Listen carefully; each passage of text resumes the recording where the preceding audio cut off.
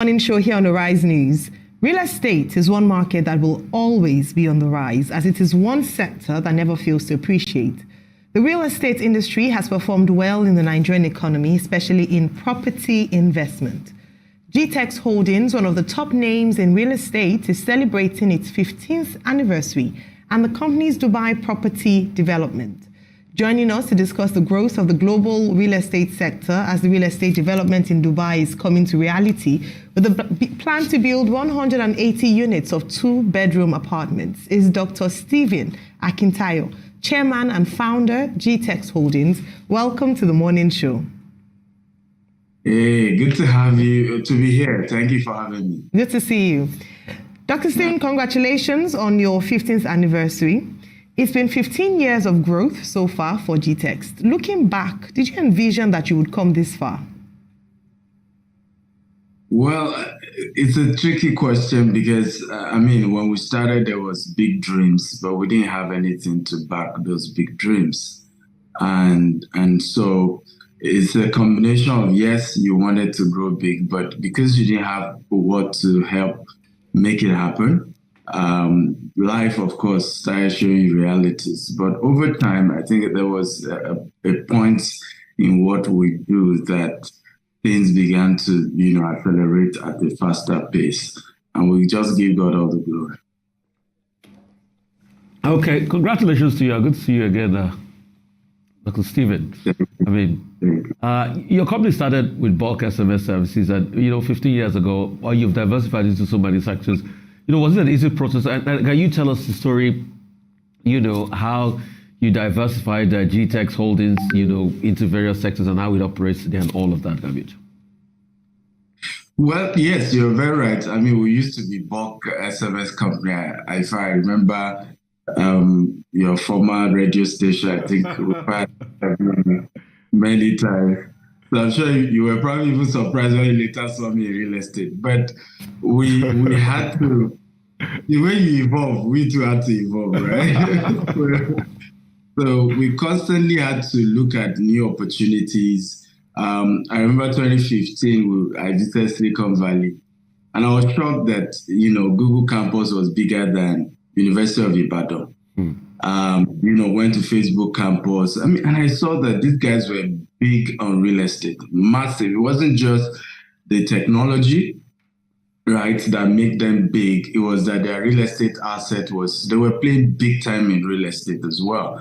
And so I felt, that was 2015, we needed to be in a sector where we could build real asset. And also it was that period where a lot of the tech guys were just being bought out by bigger guys. A lot of the tech companies that started in Nigeria, you're having people just come buy them. And there's nothing wrong with that. But we also felt that we wanted to remain an African-owned company and that real estate was going to help us in that area. And we're grateful to God that now we're in US, we're in UK, we're in Dubai. It's just been a real good testimony of what God can do. Oh, that's brilliant. As we often say in some parts of Nigeria, what God cannot do does not exist. You recently unveiled a plan for GText Dubai property development. Tell us about it. Yeah. And how does it relate to the Nigerian real estate sector? Well, we've been in Dubai now for like 3 years. We currently control over 100 properties. Well, the sector we moved into immediately was property management in Dubai because we saw that a lot of people invested in the Middle East and they didn't have a Nigerian-owned company that could help them manage. So to even move their returns on investment, to make sure they get good tenants and they're able to get regular returns, they were not able to. So as we moved in, of course, people were excited that our own is here. Immediately we were able to get a lot of companies, a lot of individuals to invest with us. We also, of course, did brokerage as people were able to help a lot of people buy their properties. And at some point, we have always wanted to be a developer anywhere we evolved to. But we needed to start at that management and brokerage level in Dubai so that we understand the culture, the system. It's totally different from Nigeria. And we're excited now, we're starting construction of 180 unit of two-bedroom. And of course we're broken into phase 1, phase 2, phase 3, and phase 4. So the fourth phase 1 is G plus 5, and then the phase 4 will be G plus 9. That's the ground level and 9 floors. And we will look forward to really, and really this puts us to be the first, African-owned real estate company to play in the commercial space in Dubai at the development level. And it just really humbling. I mean, how long is this building of 180 units of 2-bedroom going to last for? Is there a reason, for that, specific number of that kind of building, Is there a reason for that? So, no reason for a particular, it's just the plot size we got, and we needed to, work something out within that plot size. But in terms of construction, it's typically 2 years, but we have put it 4 years because, again, in the next 6 months, we need to go through regulatory, processes, and then the typical construction. Then you have snagging, where the clients will come and check it out and say, okay, I need you to change this, I need to change that, and then we've left 1 year for marketing as well. So totally we should be delivering 2027, but usually we always deliver before the timeline we fix. Well, that's really important to hear in terms of being able to meet deadlines and even in some cases surpass your deadlines. So what is the unique selling point with these housing initiative? Well, we had to think deep. How do we bring in Africa into this whole concept? And so we started this new celebrity branding scheme. So we're looking at working with, from Afrobeats, it could be Davido Residency or Burna Boy or Tiwa Savage, or even football stars, from Africa. But they will be working with our architects to kind of create their own, brand within the, design, interior concept around it. So that way you are kind of buying a unit that is branded around your celebrity from Africa. And we felt this is one of the ways to be able to reflect the fact that we're truly African owned. And we're proud of our heritage. And it's also a way to begin to commercialize the good things. Because one of the major things for us, why we're particular about expanding internationally, was also that we needed to begin to repair our reputation. Most of what you hear about Africans in diaspora is drugs, it's crime, it's criminality. It's time to start hearing African and diaspora companies that are doing very well, that are beginning to change the narrative. And so intentionally we want to brand, but we're also looking for celebrities that are serious, that mean business, because again, you could find some of them not understanding that business is different from entertainment. And if you give your word, you have to keep to it. You have to meet up deadlines. So we will hope to really come with something really beautiful with this. Is there a plan to replicate this property development scheme in Nigeria? Yes, of course. I mean, we currently have several properties, secondary market, people buying from us. We have, of course, primary market, off-plan projects as well.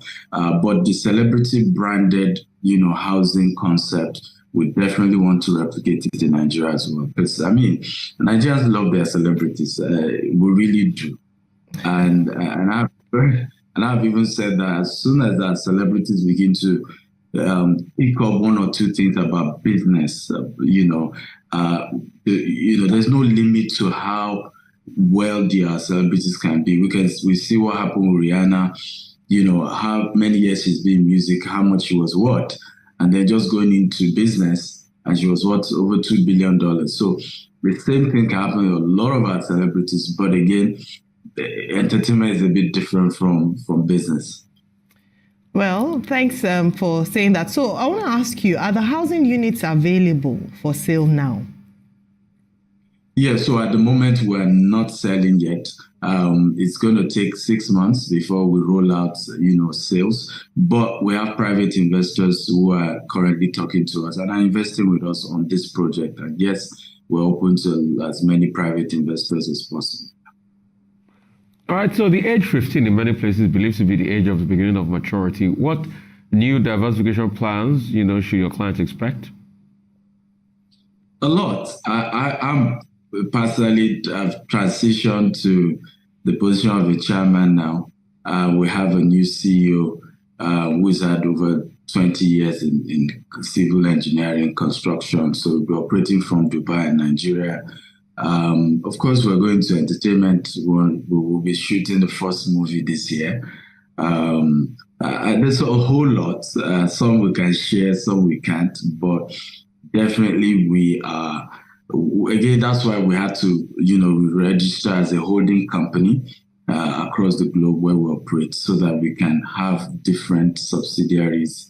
But the vision is big, it's global, and we believe God that we're going to achieve it. Amen. Yes, we believe along with you, and we do hope that we'll be successful. It's great to see Nigerian businesses thrive and take on the global stage.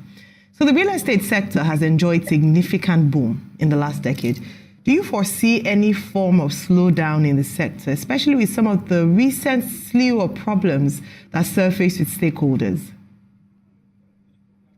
Well, business is ups and down, but I'm quite optimistic that we will do well. The president-elect is very familiar with this real estate, industry, and we've seen what has happened in Lagos.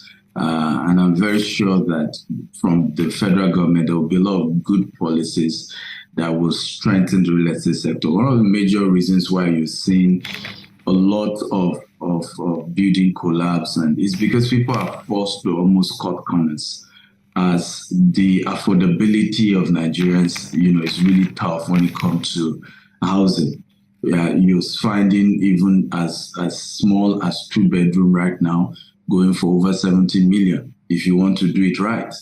Now, most people can't afford 70 million for 2-bedroom. So you're almost forced to want to create some form of cheaper, stuff. And then if you're not careful, you are compromising on quality in that process. So there's a need for some form of real-time mortgage system. Not the ones we've been doing. We keep forgetting that we probably have 20 million housing deficit. And most of the mortgage banks, whether they are federal, cannot even afford to give more up to 10,000 people every month mortgage. So you really need a lot of, government policy to support the sector. And of course, even the issue of, regulatory authorities having to be solely federal or state or government staff employee.